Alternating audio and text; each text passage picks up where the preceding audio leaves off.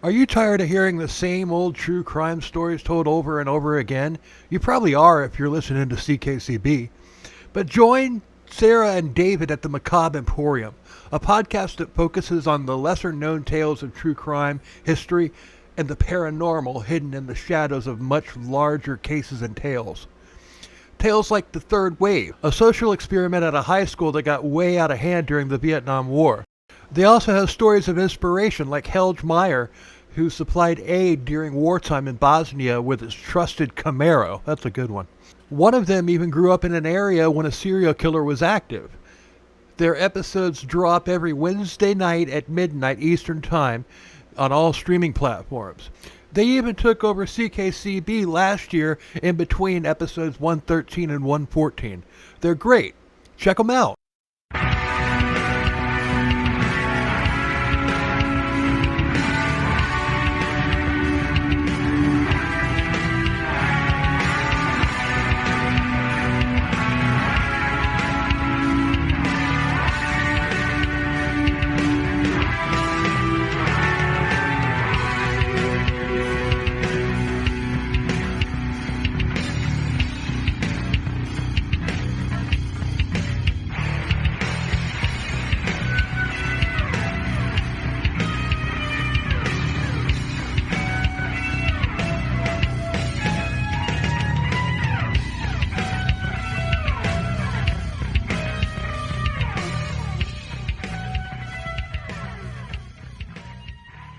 Hey, everybody.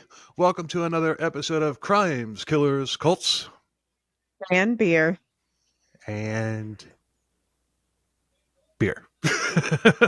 I'm Bill, and this is my lovely co-host, Sandra. Hi, Sandra. Hello. And this is episode 134, and it's the finale of the British Binge. And be sure to stay tuned after the episode for Sarah's husband, Doug, for his Beer of the Week segment. And, that man really You just knows. call me Sarah. Huh? Did I? You sound like you just called me Sarah. Okay. Sandra's husband. You don't even know the name of your own co-host. What is wrong with you? Well, what's even funnier about that is the fact that I'm talking to a woman now. Her name is also Sandra. So if I'm calling you Sarah, I might be in trouble. She's going to be like, who the hell is Sarah? Excuse me? Just don't say it in bed. Yeah, right? Anyway, Sandra's husband, Doug, really knows his stuff.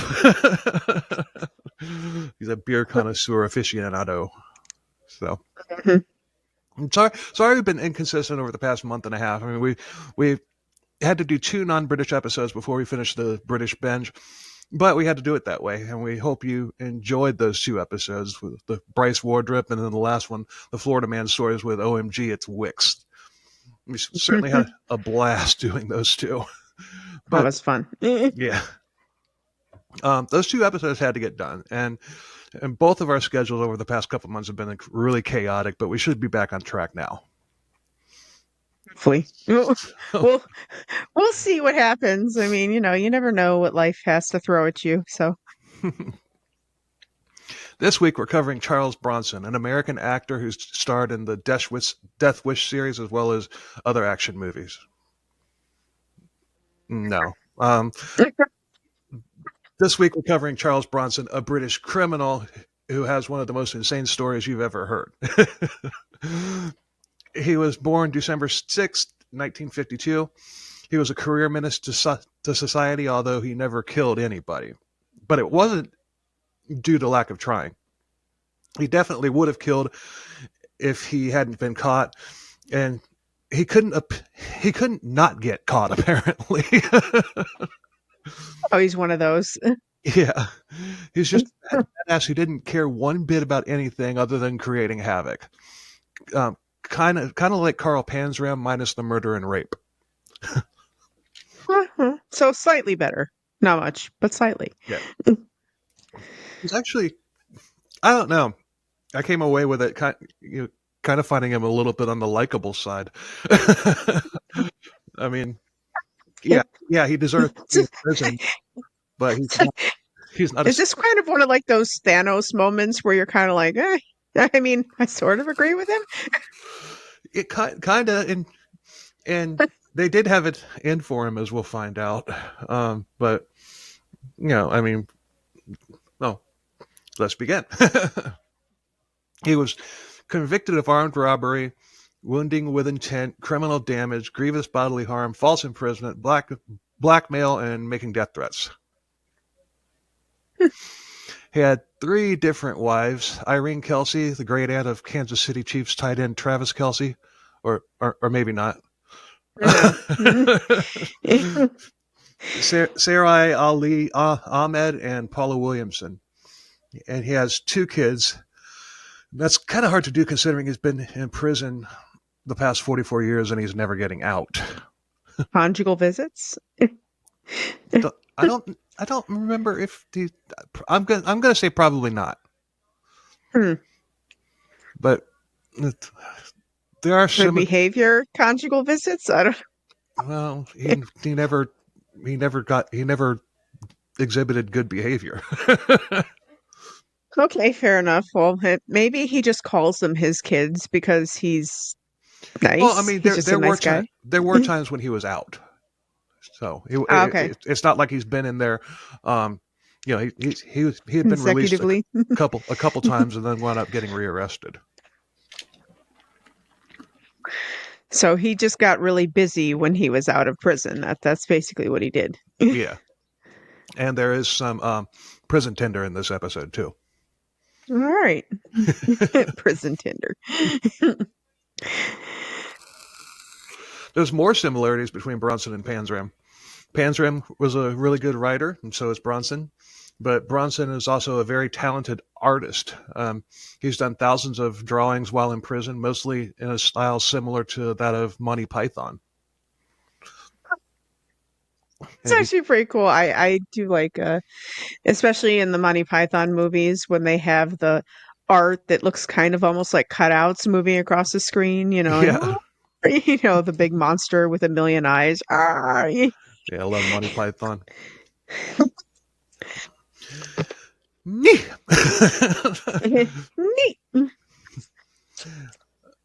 But I don't think there's one person on the planet who can actually recite what the Knights of Knee changed their name to.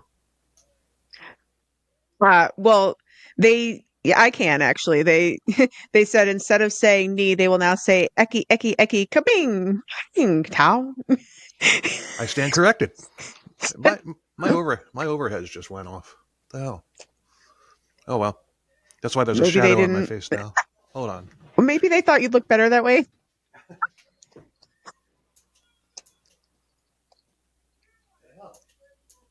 Oh well, screw it. But oh yeah, zoo boing. Actually, it was eki eki eki bakang zoo boing round. And then they were like, "Oh, knights who up until recently said knee." There's a 2008 movie that was made about Charles Bronson, simply called Bronson, and it stars Tom Hardy as Charles Bronson. It's pretty good, but it leaves it leaves out a lot, including a stunt that made him very famous. But put a knife in that. All right, we got a knife already. Yep. Sources are Charles Bronson's autobiography called Bronson. The cover of that book has a picture of Tom Hardy as Bronson from the movie. Well, I mean, I guess if someone played me in a movie and I felt that they were better looking or something, I'd be like, no, use that picture. Yeah. That'll do. Well, Scarlett Johansson, she's going to play me? Good. Put her on the cover. That'll be fine. It is a good movie, though. There's a quote that's printed on the back of the book, and it reads, I've been on more roofs than Santa Claus. I've eaten more porridge than Goldilocks and the Three Bears. I've taken more hostages than Saddam Hussein. But, life goals, I guess. Yeah. He also loved being nude. He wasn't a nudist. He just did it for shock value and psychological warfare. When he would charge a group of prison guards, he would strip naked before attacking them and then charge them. He wasn't the possum guy, right? No. No, I wasn't the possum guy. Although, would he have taken the shit on a possum if he had the chance? I wouldn't put it past him. Maybe. But do you think he was born Charles Bronson? No. He wasn't. He was born Michael Gordon Peterson in Luton, Bedfordshire. He had 2 brothers, and his parents... Bedfordshire? Bedfordshire. Bedfordshire. Bedfordshire. Sounds very British. That does sound very British. What? Where are you going to go tonight? Bed for sure. Badoom. He had 2 brothers, and his parents were Area and Joe Peterson. Joe was also Luton's mayor at one point. He had a very strict but never abusive, and he was very strict and never abusive, and they had a good relationship. And he stayed in touch with his parents, but he lost touch with his brothers. Other than his parents, his closest relative was a cousin named Lorraine. And he thinks it was because he was supposed to have a little sister, but she had died in childbirth, so Lorraine kind of filled that void. But over the years, she too distanced herself from him. Well, I mean, when you're a would-be murderer, crazy shock value nudist, I guess you don't want to be related to that person anymore. Nah, probably not. As a kid, he had a good upbringing and a good relationship with his family, and he, according to his aunt, was a lovely lad. I'm not even going to try a British accent today. Lovely lad. Yeah. He was good with children. He was gentle and mild manner. He was never a bully, and he would defend the weak. So what went wrong? Nobody knows, but the change was abrupt and sudden. Had trauma. No. Really? Yeah, really. See, this would be one of those where if you said he had a catastrophic accident and smashed his head, I'd go, okay, that totally explains it. Yeah. No, it's like a just flip the switch and it's like Bruce Banner stayed the Hulk. Wow. So the change began when the family moved to Ellesmere Port in Cheshire. He started getting in trouble at school, and at 13 years old, he says he has his first urge to kill. He hung out by a big tree with an empty milk bottle waiting for anybody to come by. Nobody did, so he smashed it over his own head. It's head trauma. Yeah, but I don't think breaking an empty glass bottle is going to give you, CTE type brain damage to where it's going to turn you into a psychopath. Depends on how hard he hit himself. I don't know. or if it wasn't actually empty. If it was full, that could be it too. If it was full, but the book said it was empty. But then again, he already had the urge to kill, so maybe he was just, I don't know. Yeah. That's very weird. He also began running with a gang around that time, and he only received a slap on the wrist when they were caught stealing and committing other crimes. The most they had ever gotten was probation and short stints in juvie. He had always been tough, and he was really good at fighting.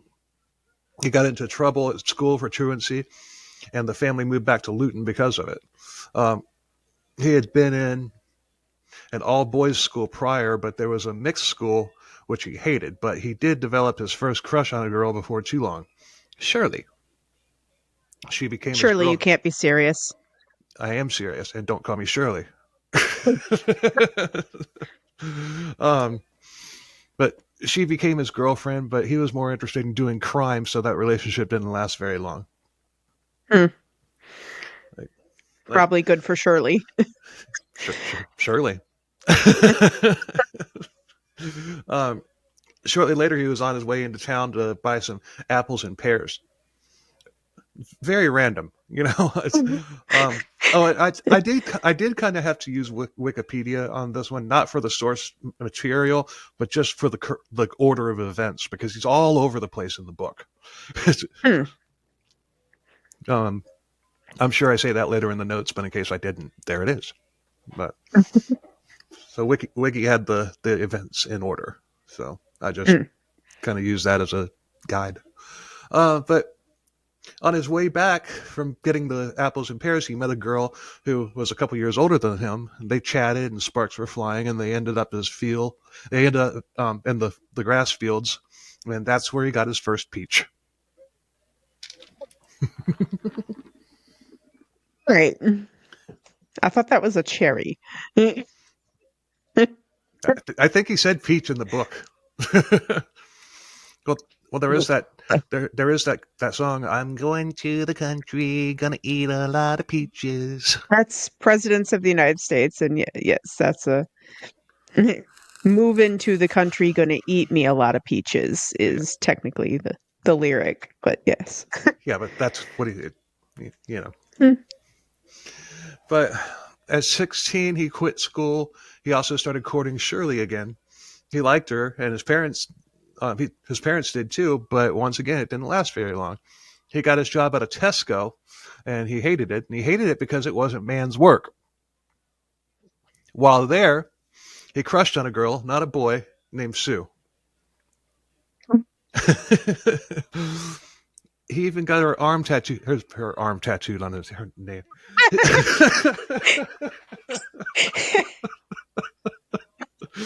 Yeah. He got her arm tattooed on his name. Oh god! If he got her arm tattooed on his arm, that'd be even weirder. But he got her name tattooed on his arm, but that relationship didn't last long. Just like the job itself. Take a guess why? He was stealing. No. He didn't show up. No. He was naked. No. Okay, I'm out of guesses. He was fired because he beat up his boss, and he beat the boss with a pricing gun, and the boss was screaming at him in front of customers because there weren't enough eggs on display. So Bronson retaliated, and Sue didn't find that very attractive. Wow, with a pricing gun. Poor boss had stickers all over him after the fight. $3.99, or I'd say pounds, right? British pounds, because we're. Yeah. Oh, jeez. Well, he did get a lot of pounding. Poor guy. Yeah, I guess that might have been my next guess, considering who we're talking about. Yeah. Oh. He had a string of jobs, none of which lasted long because he was constantly beating up his coworkers or his bosses. He just didn't like being told what to do. Yes. I mean, I can relate, but I don't go to work and beat my boss. It's a good thing he didn't work in a kitchen. Just fryers and boiling pots of boiling water in kitchens. or he worked at a Cracker Barrel. Lots of cast iron skillets hanging. Oof. His jobs were mostly factory jobs and moving jobs and construction jobs that were basically suited to his physical stature, and that's the way he liked it. Also at 16, he started drinking in bars, doing drugs, Purple Hearts, which I'm assuming is acid. I don't know. I'm not very. I'll have to look that up because I'm not savvy with all of the drug references nowadays. Yeah, I'm assuming it was acid or ecstasy or something like that. Oh, now I gotta look. You said Purple Heart? Yeah. He definitely didn't get an American military award. Purple Heart is a nickname for the recreational drug Dexamyl, which is abused by youths in Britain. Blues. Oh, it must be. It's like a pain reliever. It was prescribed to British Prime Minister Anthony Eden to treat abdominal pain, but it has since been suggested that it impaired his judgment during the Suez Crisis. So I guess it's some combination drug barbiturate something. Something along the lines of like sniffing glue. Like, Yeah. yeah, just something that's not meant for that but works. Yeah. Or, I guess maybe if it was like a pain pill, if it was like a barbiturate, you could say that it was like a kind of like popping Oxycontins or something, maybe. I don't know. Yeah. But he also began sleeping around, juggling several different women. He had older friends who got him served at the bars. And Juggling them? yeah. He must have been really strong. But he he did settle with one girl though, a 17-year-old named Myra, and he liked her a lot, but the first time he would see the inside of a jail cell, he had smashed up a bunch of cars after an argument with his girlfriend's father on Christmas Day, no less. Oh, I love you. Classy. Yeah, I don't like you, Myra's dad, so I'm gonna go trash a bunch of cars that don't belong to you or me. That'll That'll show show you. you. Yeah. Warped minds think alike. In jail, he met his first jail friend, an older guy who taught him the ropes of prison life. Yeah, prison university. Once he went to court, and he was fined and given probation. Well, once he went to court, he was fined and Once he went to court, he was God damn it. Once he went to court, he was fined and given probation. There we go. Good job. Now say she sells seashells down by the seashore. I'd rather not. But he still wound up getting back into petty crime with his buddies, and he had to get another non-manly job just to pay his fines. Mm. He settled into a moving job, and he would go looking for fights at nights. He also started stealing cars, and the night that he got arrested, he not only stole a lorry that was loaded with three-piece suits, but he crashed that lorry into the car, or into a car, and he and his friends took off running. Nice. Drive it like you stole it, right? Yeah, but back then they didn't have automatic transmissions in the semis. So that might explain how why he crashed it, because he probably couldn't get the gears. He probably didn't know how to double clutch and double shift. Maybe. But he was tracked by police for 90 miles to his parents' home, and he was arrested there, and he got fined and probation again only because the driver of the car wasn't going to press charges, and he wasn't hurt. He was also banned from driving for life. Ouch.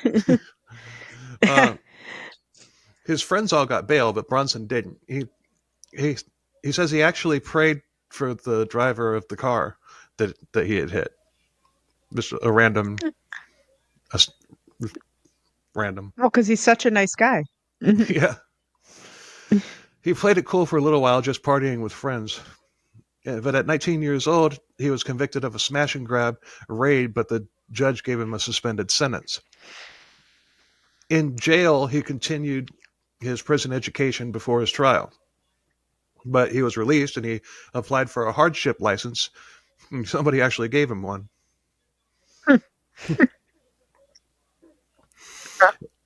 In 1971, Bronson met wife number one, Irene Kelsey. She said that he was so different from all the other boys that she knew. He was a looker, and he always wore nice clothes and had tailor suits. He was well groomed, and he had what he described as a Cockney accent, which I don't know what that is. Oh, Cockney. That's yeah. Well, Cockney is not the that's not the higher up British accent. That's kind of the I think that's kind of more of a trashy accent to the British people. If you have a Cockney accent, like a kind of a country, like what it would be to us. like Carl Urban and the Boys. Yeah, I don't really like those new Star Trek movies, but I gotta say, Carl Urban totally nails McCoy. I love those Star Trek. Don't talk bad about my Star Trek, okay? We're not going to go there. I like all real Star Trek, but I don't consider that real Star Trek. We're great. Well, I don't like Discovery either. That show is garbage. Which one? Discovery. Oh, I never watched Discovery. Don't. I'm a TNG fan, and Voyager was okay. The original OG Star Trek is also good, but TNG is my. Same here. I mean, I realized that when the Picard's finale came out and we got to see the Enterprise D in action again. I was just like, I mean, my favorite has always been the original series, but when that came out, I realized that TNG was, yeah, that was my Star Trek because I was a teenager when that came out. So, um, but he also made sure that he drove very safely with Irene in the car. How nice of him. Didn't want to lose that license again for life. Well, he didn't want to get pulled over when he wasn't supposed to be driving. Irene became pregnant, and Charles Bronson was a lot of things, but one thing that he wasn't was an abandoner. They were married in 1970 when Irene, when they found out she was pregnant. Although he was insulted because Irene's parents didn't attend their wedding because they didn't like him, and I wonder why. Let's see. What's his track record? Beating up his boss with a with a label, a price labeling machine, and stealing a lorry and crashing it, smashing cars. Yeah. Mm-hmm. They stayed with Charles' parents at first, and they had a son named Michael Peterson, and he was working two jobs, but he was also stealing, and Irene had no clue about that. But Bronson was bringing in good money, though. They got a place together along with his brother. They got a place together with his brother Johnny and his girlfriend. It was cramped, but it worked, and they all got along. But Charles was at the bars every night, and he started cheating on Irene, but she didn't know about the cheating either. But 5 years later, they were divorced. Why? Might have something to do with the armed robbery he committed in 1974 at 22 years old. Maybe. Could be. Irene, during the sentencing, just got up and ran out of the courtroom and didn't even look at Charles. And this was his first major crime, and he says that having to talk to Irene and his son through glass before the trial was something that he never got over. I'm sure she didn't either. Yeah. Apparently she did not either. He was sentenced to 7 years at Walton Gaol, but wound up being transferred to a different prison because he beat up two inmates for no reason. This guy just has random just bouts of rage. Like, I don't know. He seems, everything's very random, like you said before, but he seems just very prone to randomness. Mm-hmm. In 1975, he was sent to a different prison, and he was put on a work crew, but he refused to work. He smashed the workshop after getting into a fight with a prison guard. He was sent to solitary, but not before being sedated, and this made him sick, and he also wound up getting 6 months added to his 7-year sentence. He was in solitary for months because he attacked an inmate with a glass jug, and for that he was charged with grievous bodily harm. That got him 9 more months. He was then sent to Armley Gaol, where they had heard of him, and he was shipped back and forth between Armley Gaol and Wakefield and Parkhurst and Walton Prison. Just 4 different prisons between 1975 and 77. All of them are like, and the second he picks up a glass bottle, they're like, transfer. Yeah, it's like that one guy that works with you that nobody likes getting paired up with, but somebody has to do it. Mm-hmm. Like, ah, shit. All right. I guess we'll take him for a little while. Okay. In 1976, a huge black man named Cece was put into a cell next to his. Cece was not a neighborly chap. They hated each other right out of the gate. He told Charles Bronson that he was going to tear his head off, and Bronson told him that he was going to stab him in the eye. Plus, Cece was a bully to other inmates, and if you remember, Bronson hated bullies. Mm-hmm. Bronson decided he was going to kill Cece, but wasn't sure exactly how he would do it. He didn't care about getting away with it. He just didn't think that he was going to be able to actually get to him. So Bronson decided to poison Cece, but he didn't he didn't have access to poison. So, as if taking a page from the Michael Malloy story, he used glass. He ground up glass, some clear glass, into a powder and mixed it in with sugar. Okay. Sugar was a hot commodity, so he asked Cece if he wanted some as a peace offering. So Cece accepted, and he gave it to him, and Cece was grateful. But a couple days later, Cece began pissing blood. He was examined, and the bag of sugar was found. Bronson was questioned about it, but he denied it, and Cece was taken to the infirmary and was apparently taken to a different prison because Bronson never saw him again. At least he got rid of him. Yeah. I mean, but that, oh man, can you imagine? Ugh. I mean, it's one of those things where, I wonder if you ground up glass enough, I would assume it wouldn't really hurt you. Because if you ground it into a fine powder, like powdered sugar, for instance, then probably not. But if you did it to about the same consistency of salt or regular sugar, then yeah, it's going to fuck you up. Maybe. I don't know. And I wonder, it's like while you're eating something, like how many bites did he have to take to realize, this sugar is really sharp. Like, I don't know. Well, he probably mixed it in with coffee or something like that.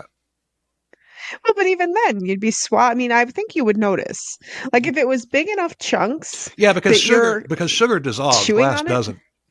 Yeah, I mean, you're chewing on it. I mean, I almost wonder if it was totally unrelated, because they have those people in the carnivals and stuff that eat light bulbs. Ugh, and and I've learned that if they just say if you chew it up good enough and in small enough little bits, that it ain't really going to do nothing to you. So I wonder if it was kind of like he did it, but that wasn't really what. And then I also think to myself, I'm like, well, he starts pissing blood. Like, why would that be what would happen? I would think he'd be doing it out the other end, because that would tear up his digestive tract if that was the case. That's why I was thinking he might have mixed it in with coffee or something like that. But that still wouldn't go to your bladder. It's liquid. It goes to your bladder. It doesn't. No, Bill, your kidneys filter your blood. That's what goes to your bladder. Whatever you eat goes to your digestive system. Okay? The glass, you ain't going to swallow glass and it's going to show up in your bladder. That's not, the bladder's not connected to that. That's just to your kidneys. So, no, that's not how that works. He'd be shitting blood. That'd be what it would be.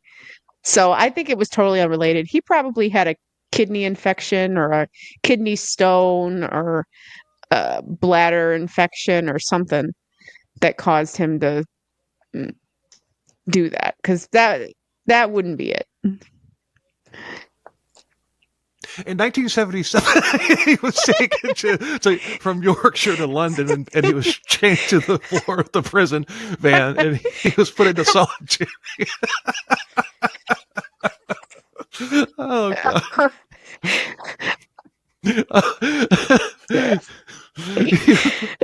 Anyway, I digress.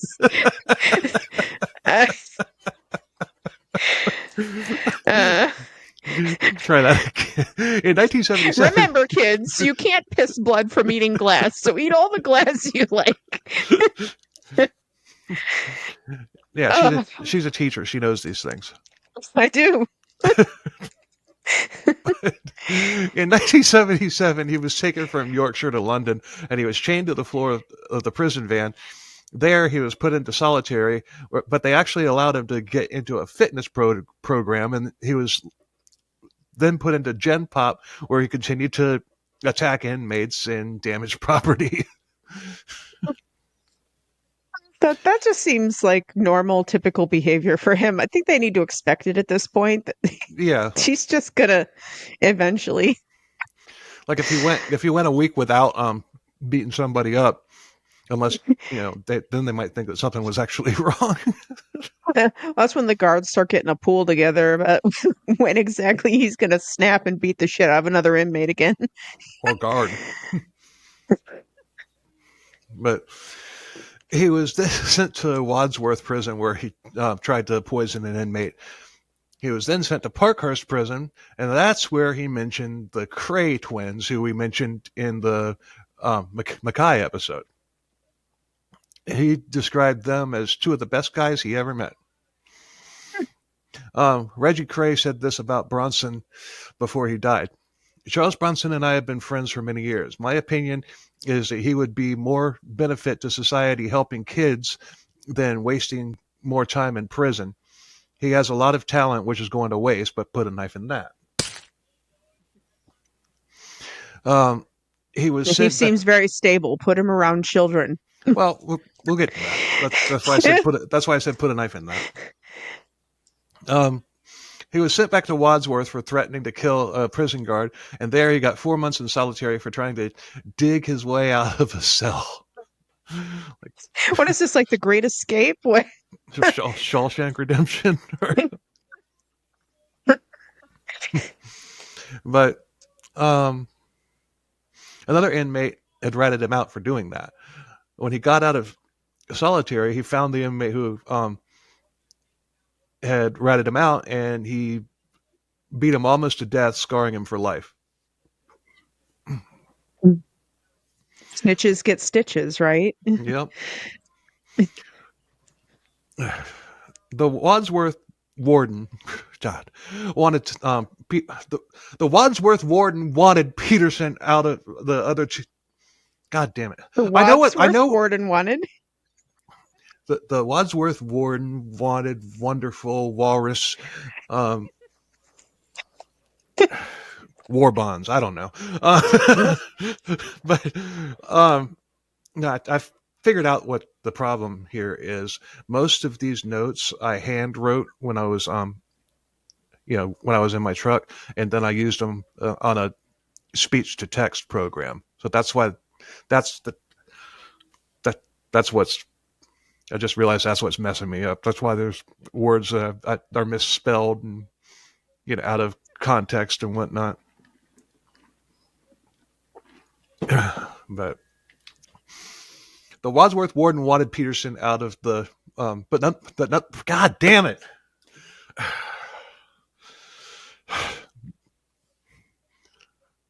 The Wadsworth warden wanted Peterson out of the but none of the other prisoners would take him.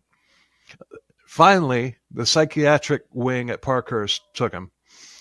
There, he attacked yet another inmate with a glass jar.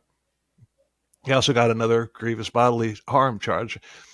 He attempted suicide after that and attacked another prison guard and was transferred to Broadmoor. But then he wound up being sent to Rampton Secure Hospital. They had to sedate him, but he wasn't having it, and it took 6 guys to hold him down.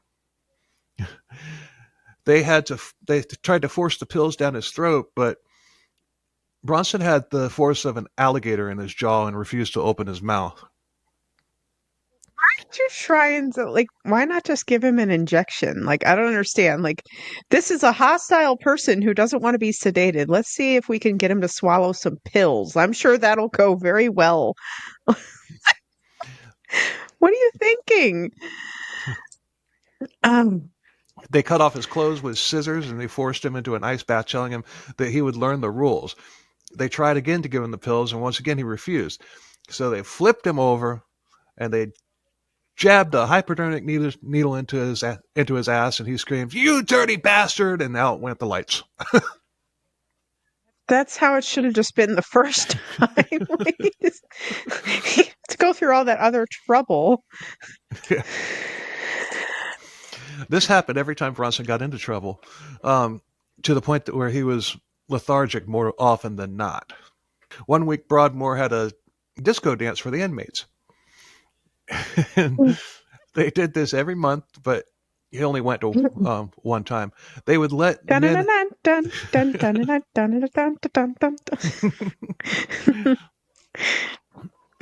Oh, disco. Never liked disco. But they would let the men and women get together. And some of the women were sex workers. Some were women, female murderers or rapists. And he found that hilarious. But armed security was monitoring the situation. Plus, everybody was drugged. What kind of prison is this? I don't know. This scene... We're gonna have a disco party for you. Here's the female inmates. Here's the males. Go of you get together and have a drink while you're at it. Well, in the movie, this scene was pretty fucking hilarious. But a huge black woman grabbed Charles and dragged him onto the dance floor, and she was holding him so tightly he couldn't get away, so he just went with it. Oh, man. Charles Bronson was a lot of things, but one thing he wasn't was bad to children. While at Rampton, Bronson tried to kill a child rapist / murderer named John White, and he tried to strangle him to death. And if he had maybe 10 or more seconds before he was pulled off by the guards, he would have killed him. And White had just been giving the beginnings of a death rattle, and as a result, he got the needle butt treatment. You rat bastards! I mean, it is true that even child molesters and things like that, they don't do well in prison, because it's if other prisoners think what you did is so horrible that you deserve to be killed. Yeah, just stay away from the guy that took a crap on a possum. Always stay away from that guy. Yeah. Next to him is Banana Guys. Stay away from him too. If you haven't, go listen to the previous episode, number 133 with OMG, it's Wicks. That was everyone listening to this who hasn't watched an episode. It's like, possum, what the? Go. It's about 10 different, or about 10 or 15 Florida Man stories with Wicks's commentary. And if you don't know who Wicks is, he's probably the most famous Florida man that there is right now. Oh, and I did tell you that after that episode, my phone that is always listening to me has been popping up like Florida Man stories. I'm like, okay. I'm like, stop. He was never going to cooperate with a mental institution.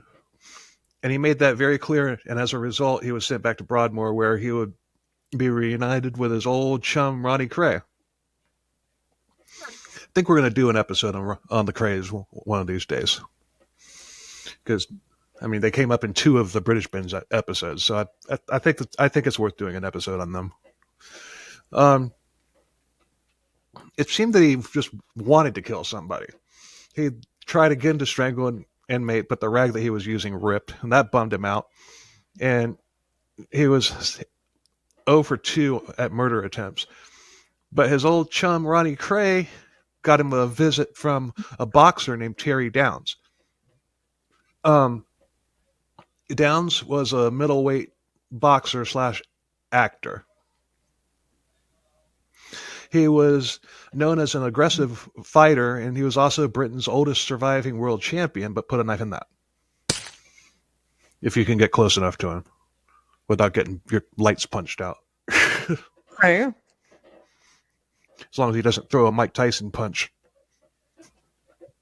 Wow. 3 feet away from his opponent. Yeah, that was such a joke. I knew that was going to happen. Everyone's like, "Oh, Tyson's going to win." I'm like, "No, he's really not." Well, And some promoter in Dubai offered him $700 million to do a rematch with Jake Paul, and if he knocks him out in 3 rounds, he gets $700 million. And I haven't heard anything about whether or not he took the offer, but I hope he takes the offer. And that he's gives not going to do it. Like I've said it before, and I'll say it again. I'm like, I'm sorry. Say what you want. Jake Paul is younger and just as strong and everything else. And I taller. knew that he was going up. Yeah, he's going up against him. And yes, see, the thing about Tyson was he always kind of took a beating, waiting for that moment when he could just right hook you.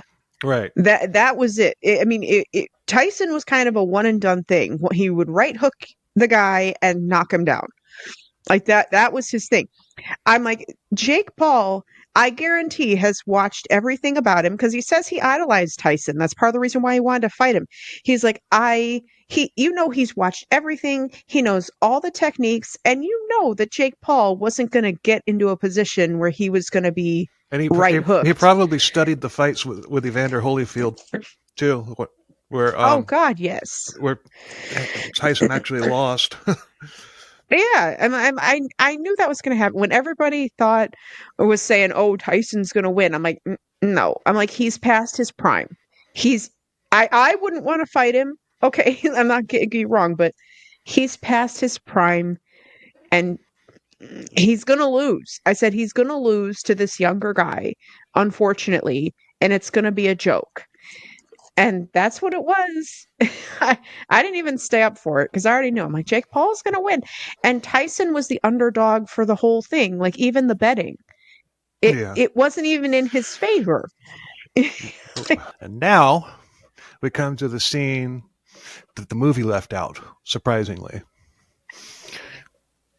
See if you recognize this sound clip from an old video game.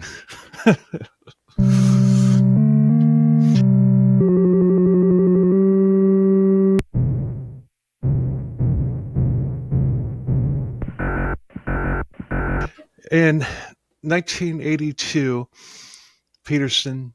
Bronson began his love affair with rooftops, and he climbed up to the rooftop of Broadmoor like Donkey Kong, and he was ripping off the tiles, the roof tiles and whatnot, and throwing them down at people like Donkey Kong would hurl the barrels down. Just on the roof. All right. All the policemen jump.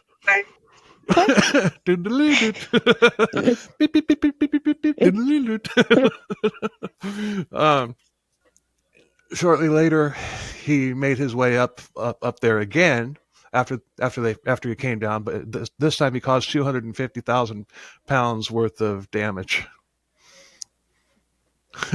This attracted the news and crowds, and kids were yelling at him to jump, and he was actually up there for 3 freaking days before his family showed up and talked him down.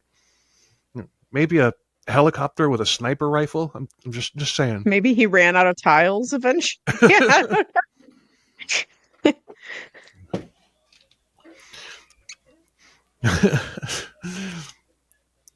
Then all of a sudden it starts raining, and then he's bitching because the roof is leaking.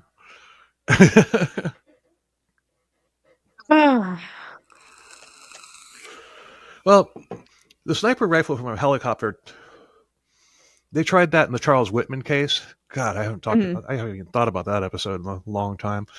But they tried it when he was up there in the tower picking people off. But they had to stay out of range of Whitman, but that also meant that the sniper wasn't going to be able to get a good shot on him. So right. But then again, Bronson didn't have a gun.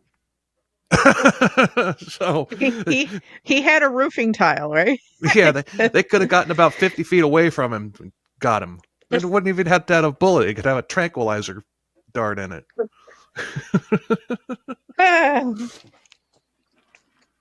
Well, like I said, that there are several things that don't make a lot of sense. I mean, discos, ice baths instead of just hypodermic needle at first, not tranquilizing. After this incident, he received treatment in solitary, but that's when he took up art. He got more prison art awards than any other inmate ever had. He was also good at poetry, and he made some cartoons as well. And if you put up some of his art, you know, if you put some of his art on a Monty Python episode, you'd swear that Terry Gilliam had drawn it. To find some of his art, like put it up in the episode, like, look at that. I probably will. Just in the video. But I'm going to start doing stuff like that with these videos. They got to be more than just us. I know, even though I am pretty to look at. You are. You're a beauty, Sandra. Thank you. You remembered my name this time. Thank you. Practicing. For the other Sandra, got it. Yeah, don't want to call a potential girlfriend by the wrong name right out of the gate. But he just couldn't stay off the damn roof. This time he got up there and he was demanding a prison transfer, but he was talked down rather quickly. And after that, he began an 18-day hunger strike and was granted a prison transfer to Ashworth Hospital in June of 1984. This time, the news had dubbed him the killer on the roof. Make a musical out of him, like Fiddler on the Roof. Yeah. Got to be careful with that. I mean, you know, like that pedophile that he tried to kill, you could call him the diddler on the roof. But I think this is a good follow-up to the freaking Wicks episode. Honestly, I really do, because it's funny. I mean, it's got sounds like a Broadway smash hit to me. Yeah. Oh, it's funny that you say that, because the Bronson movie is done kind of like with, as if Bronson was doing like a one-man show on stage. Nice. Yeah, it's really good. They just left out the roofs, and I don't get why. But he briefly calmed down for a while there. It had more modern facilities and a more progressive staff, but that wouldn't last long, of course. Charles Bronson was a lot of things, but one thing he wasn't was gay. An inmate Get hold of another milk bottle. An inmate named Marvin Horley made sexual advances toward him, and Horley? Yeah. Aptly named. Yeah. Bronson broke a sauce bottle and stabbed Horley with it. Wonder if it was hot sauce. Just just make it even worse. That would suck. Thank God sriracha comes in plastic bottles. Frank's Red Hot doesn't. Oh yeah, Tabasco. Yeah, I don't like Tabasco. I don't like jalapeno peppers. They're okay in like very small concentrations. I don't like eating them either, but I'm not a spicy fan. Oh. I don't really eat anything that's really spicy. So I like spicy food. My daughter loves spicy food. I don't eat it as much Doug as does. I used to. Doug loves spicy food, but I can't. I don't know. It's just something about it. It's too much, and then I don't want something that's gonna feel like it did going in, coming out. That's not fun. Like who's. So he was then. After he tried to kill Horley, he was sent to Risley in 1985, and he was in Gen Pop there, but he punched an inmate and was put back into solitary. Later in 1985, he was convicted of another grievous and bodily harm for the attack on Horley and got 3 more years added to his sentence. Okay. Peterson was then sent to Walton, where he continued his British rooftop tour. He was up there for 3 days and caused 100,000 pounds worth of damage, and that got him another year. He was then moved to Albany, where on the first day he beat up another inmate, and they shipped him off to Wormwood Scrub, and then back to Wadsworth for 2 weeks later. Well, he seems like he's been to Wadsworth more than everywhere else. Just leave him there. Yeah. They've got the most experience with him.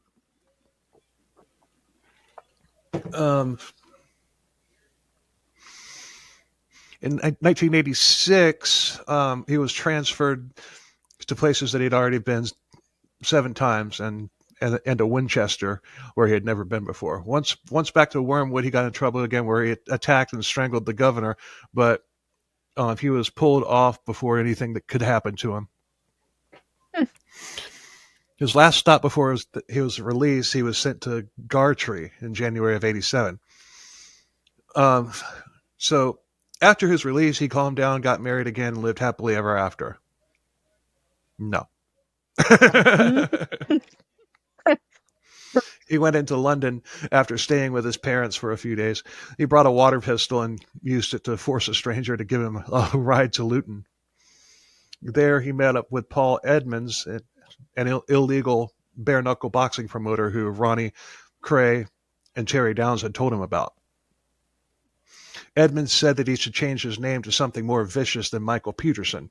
He suggested something like Charles Bronson, the actor of many American action movies. So Michael Peterson then became Charles Bronson. Fair.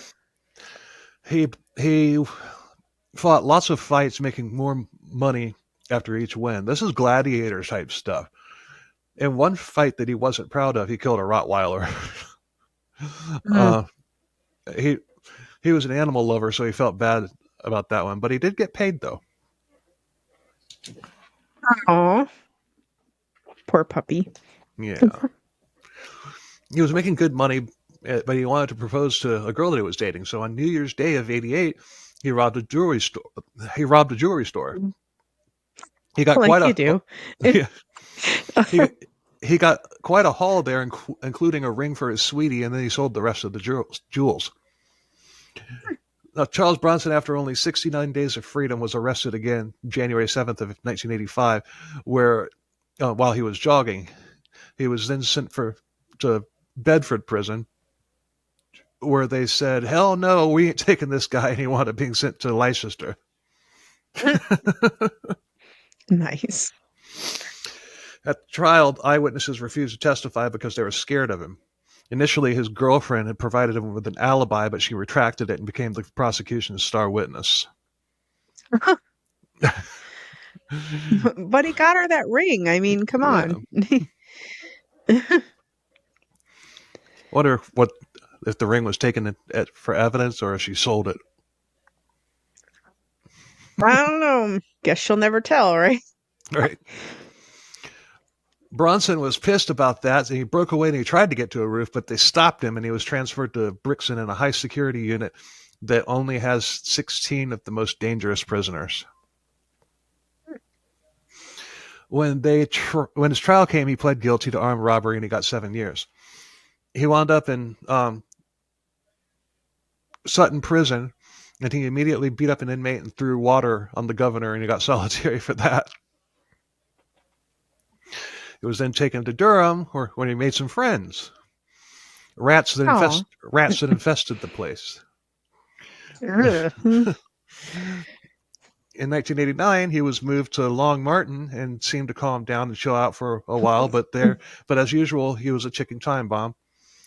He went Donkey Kong and went ape shit and stripped naked, charged with a spear shank. Did you just say Donkey Kong ape shit? Yes.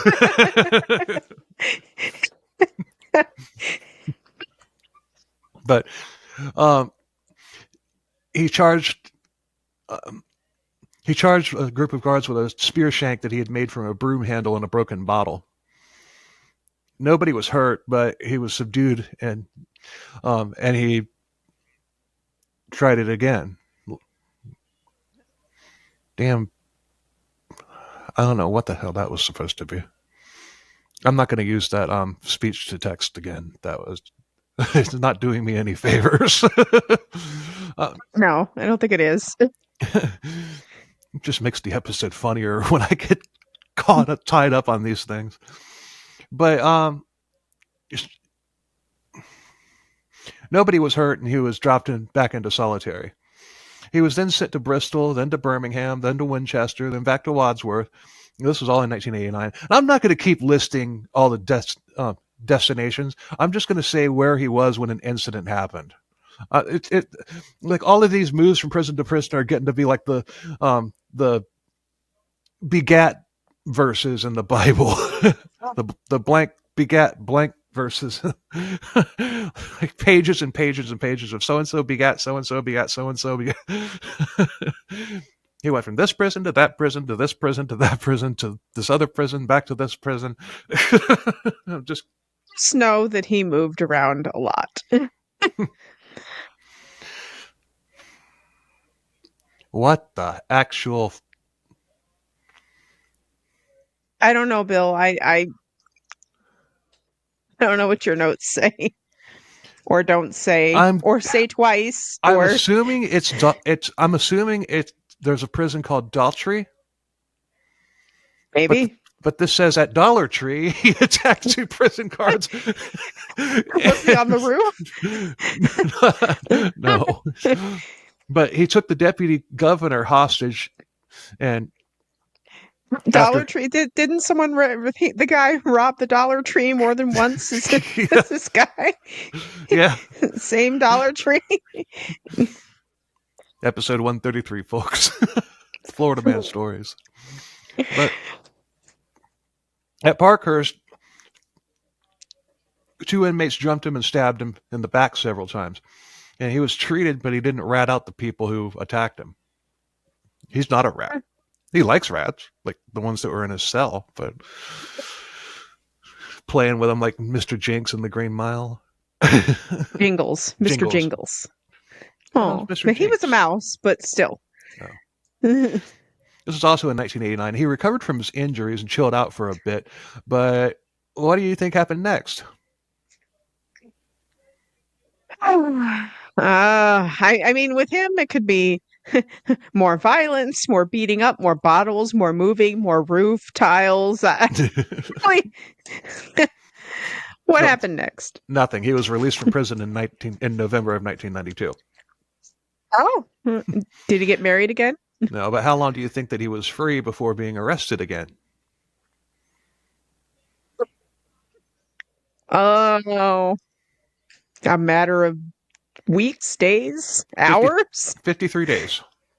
53 days. All right. Conspiracy to rob. He was then taken to the New Woodhill prison. And at that time, he had found a new girlfriend, Kellyanne. He swore that Kellyanne was cheating on him, and he broke the suspected lover's nose. And he also claimed that Kellyanne and a friend were framing him.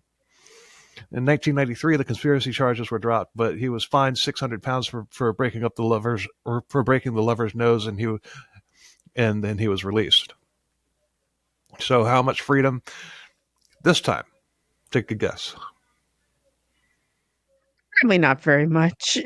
16 days, because conspiracy to rob, but he would dodge those charges when he was arrested, because he had a sawed-off shotgun in his possession. So they went with the shotgun, dropped the conspiracy to rob.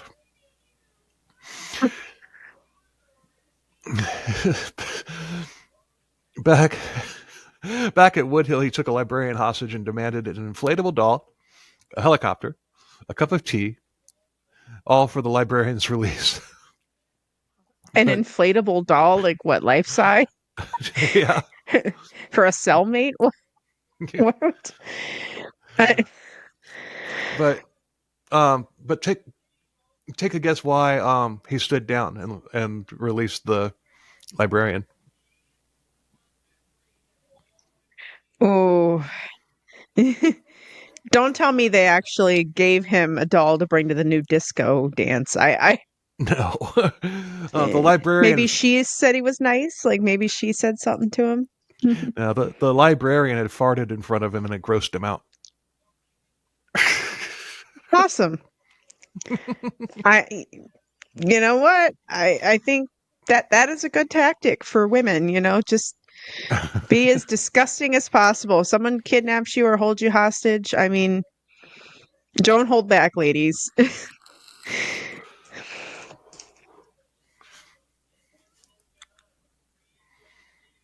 The Bear or Charles Bronson?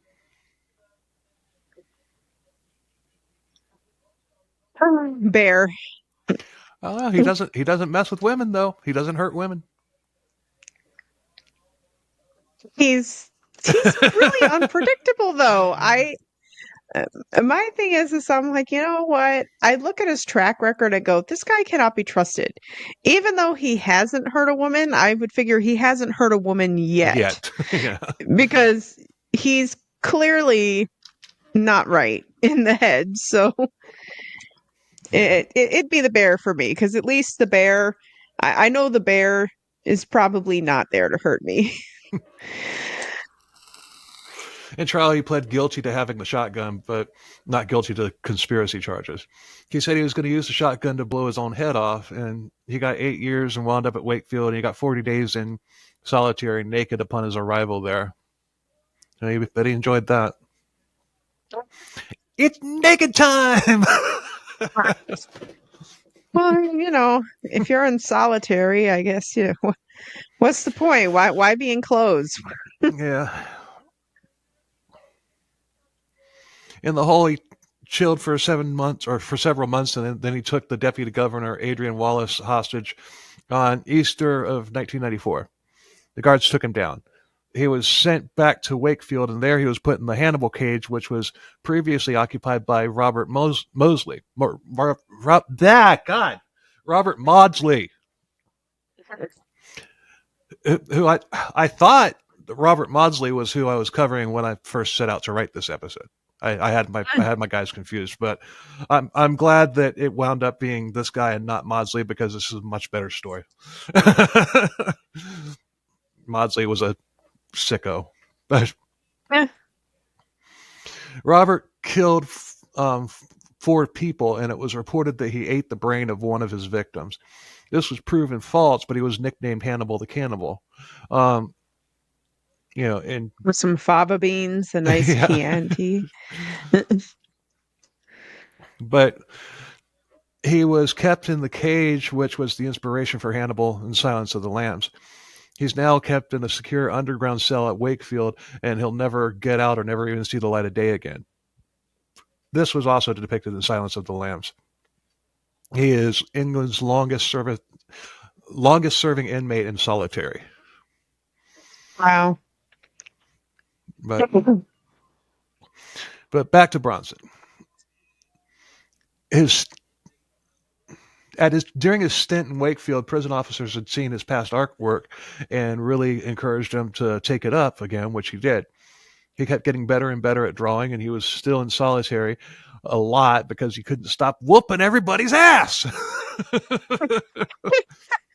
The only one's ass he wasn't kicking was his own, right? Like, I'm kicking my ass. Do you mind? But he was allowed to draw in solitary, though.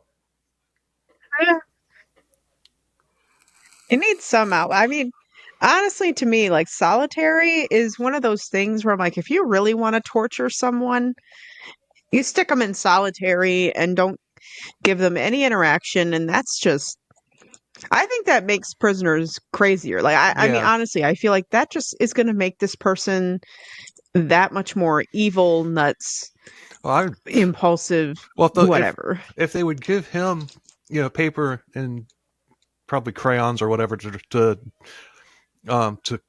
draw with, I mean, hell, somebody in there with writing abilities could write a freaking novel while he was in there, Yeah. But during that time, his father died in September of 94.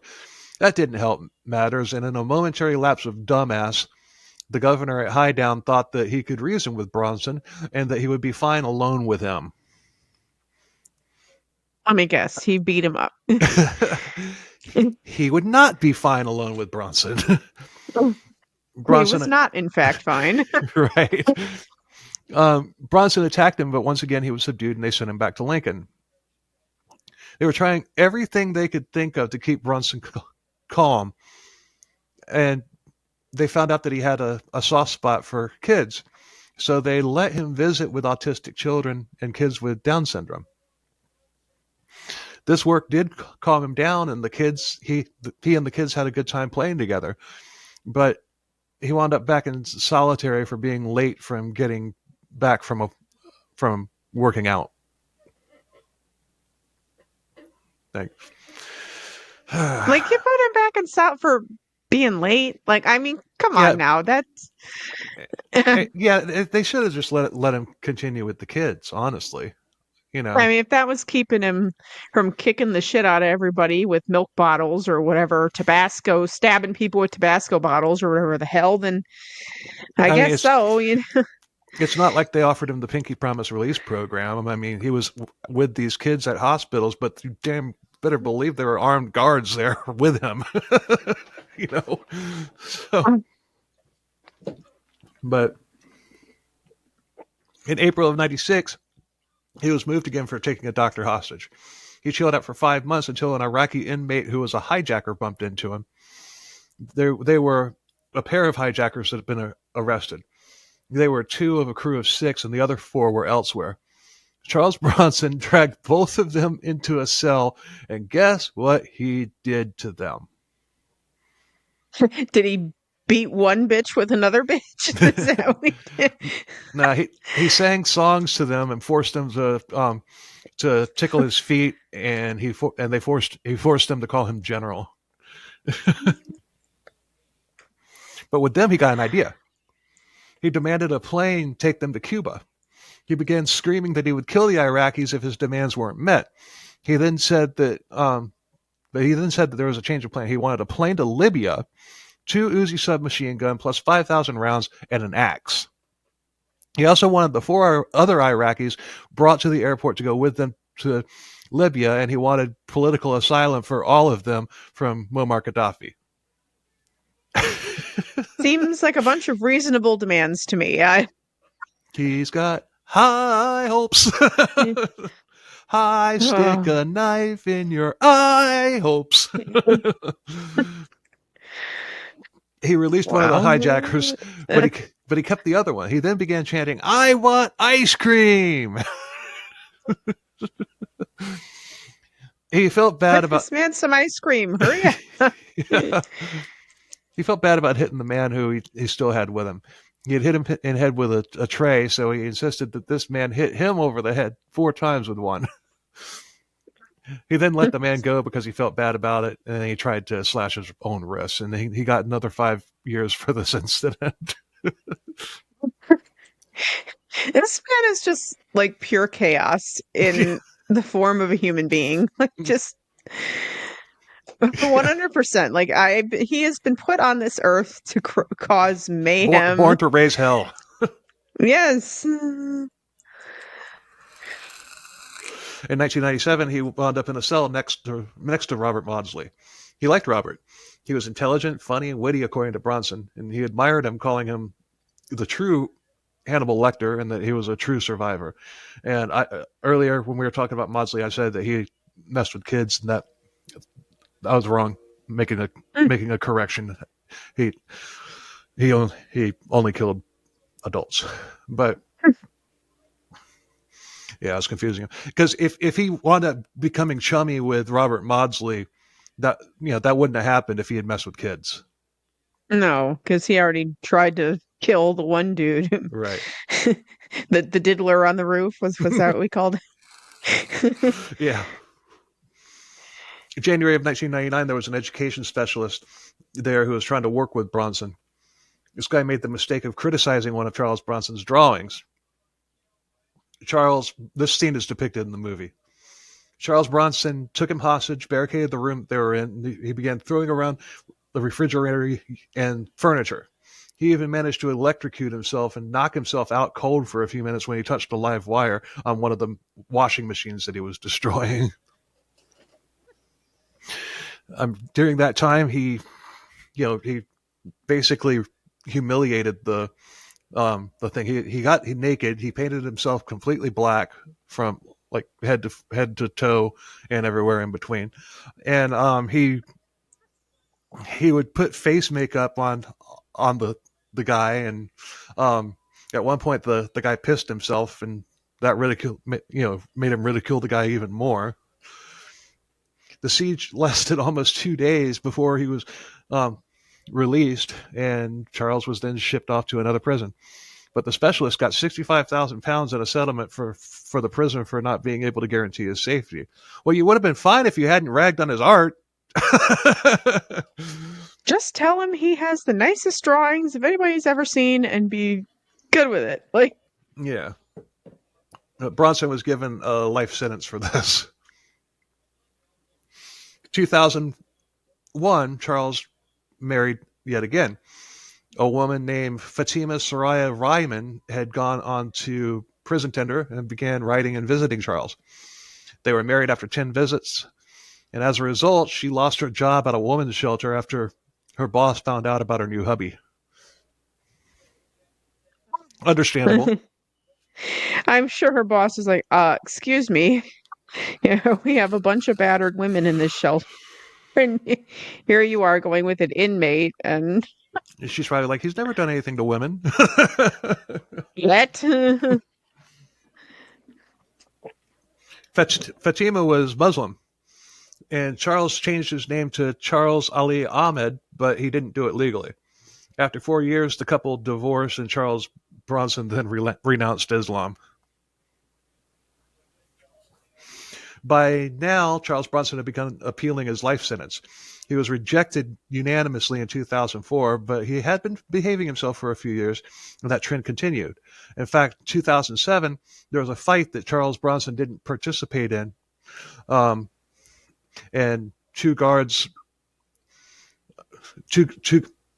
there was a fight he didn't participate in, but two guards beat him anyway, thinking that he was part of it, and broke his prescription-tinted glasses. Yeah, I'm never using that speech to text again. In 2009, his parole was once again tonight. That's what it says, tonight. Denied. Denied. In 2013, there was a petition sent to Prime Minister David Cameron with 10,000 signatures for his release. He even included a note to the Prime Minister that he himself wrote, asking to be able to live what was left of his life and not be buried in the prison system. February of 2014, he hadn't heard anything, and he attacked the prison warden, or governor, because he was convinced that his mail was being withheld. He had reason to suspect this because there were 2 letters from his mother that he knew she had written, but he never got. Oh. He got 2 more years in prison, and stated that this may, the prison stated that they may have. This is what it says. He got 2 more years in the prison, stated that his mail may have been mishandled. Mail as in man. Oopsie. But yeah, his mail may have been. I got. Yeah, that threw me off.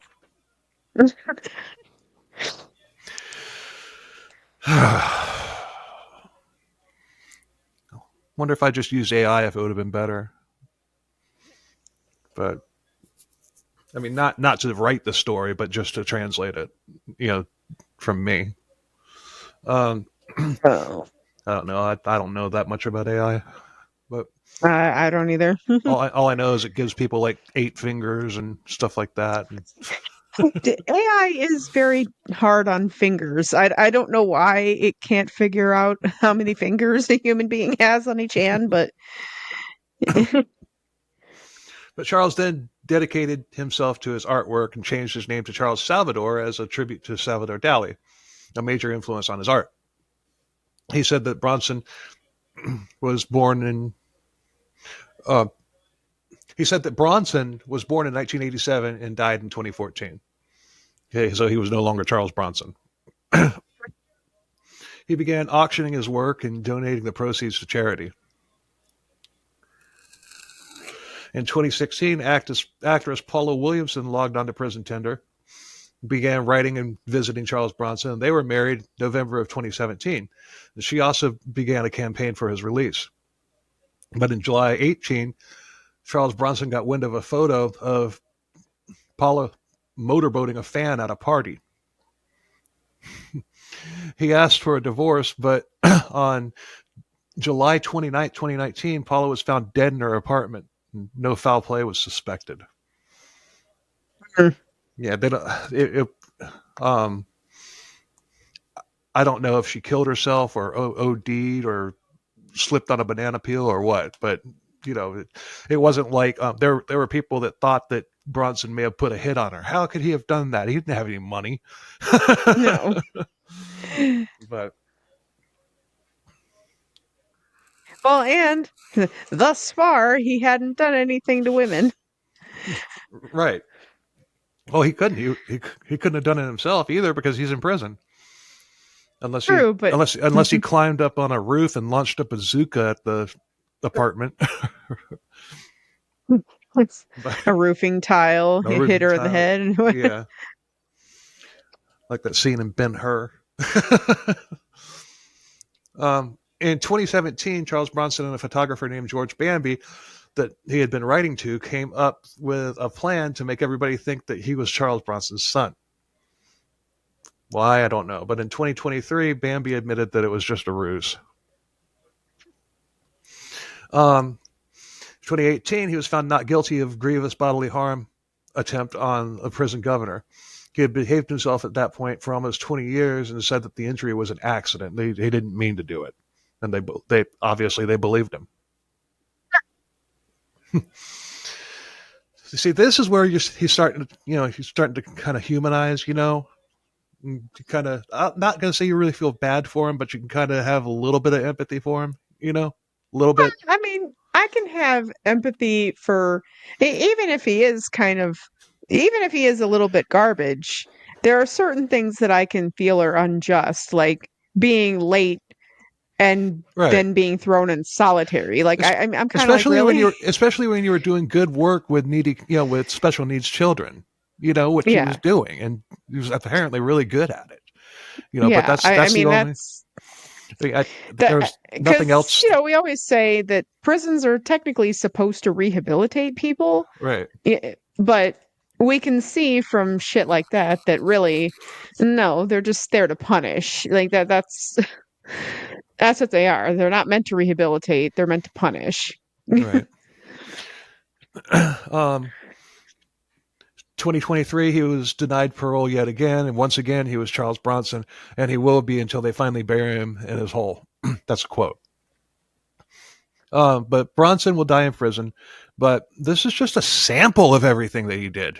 I mean, I left a lot out because if I covered everything in that book, we'd be here for 6 episodes. I mean, or at least 4. But I didn't even go through the whole book. I mean, I just, the references that were on the Wikipedia page, I found them in the book and used the book from that, and then as well as a handful of others that weren't listed on the Wikipedia page. But if it hadn't been for the Wikipedia, I'd probably using it as a timeline, I'd probably still be writing the damn. It took me a long time to write this episode. But if you want to know more, I'd recommend reading the autobiography because it is really good. One thing that I looked for, but I couldn't find, was something that True Crime Kent said that on their Patrick McKay episode. They said that McKay got his ass kicked by Bronson, and I hope that's true. It's just the book is over 300 pages long, and it has very small font, so there's a lot there. But I'm sure it's in there though. I just couldn't find it. But a crazy story. Oh my goodness! But I mean, one of these days, I'm going to sit down and read the whole thing cover to cover the way he wrote it. Yeah, because I have a feeling that would be really interesting. But he never actually murdered anybody. Nope. Not for trying, but didn't actually succeed. I'd say that we know of, but we know. There's no way that he could have killed somebody and not gotten caught. Like Yeah. even when he was out of prison. Yeah. So, but thanks for listening, everybody. We appreciate the hell out of it. Please subscribe, follow the YouTube page, or comment. Follow us on whatever streaming platform you use, Spotify, Apple, iHeart, or whatever. Please be sure to leave us a 5-star rating, and it helps grow the show. But what helps the most is word of mouth. So if you like us, tell a friend. If you hate us, tell an enemy. And until Do all next, the things, as we say. Yeah, do all the things. And until next week, later. Bye. Anyway, what a crazy story, man. Charles frickin' Bronson, man. That guy, the British real life Donkey Kong. But now it's time for the Beer of the Week segment. So we're welcoming back in Doug, Sandra's husband. How's it going, Doug? Doing all right. How you doing, Evan? Pretty good. I'm just glad I'm not on a roof like Charles Bronson. Oh, is he throwing barrels at people? Tiles. Oh, okay. And did he kidnap the queen or the princess? That's the other thing. No, but he did kidnap quite a few people. Oh, okay. All right. So, for my beer of the week today is this one is from Marker 48, which is here in Florida. They're a bit north. Well, not too north. They're Brooksville area. Weeki Wachee to be specific. And Marker 48, the brewery is very close to the water, and their nearest marker to where they are located is Marker 48, hence the name of the brewery. And this is their Irish Red Ale.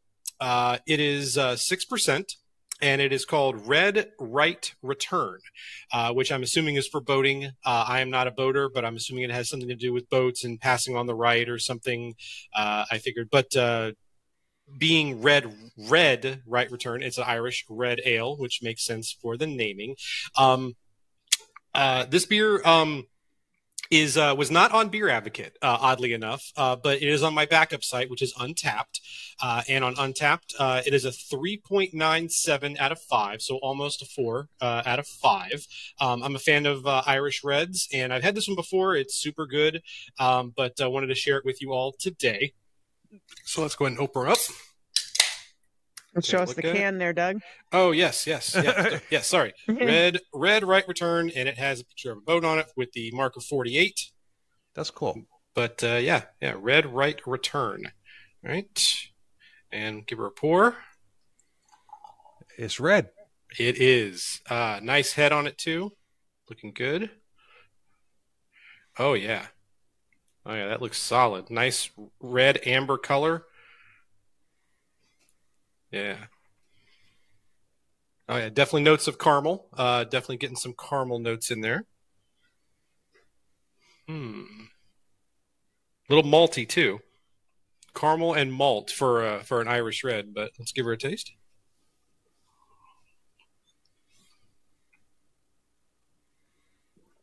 Oh, yeah. Yeah, that is a solid Irish red.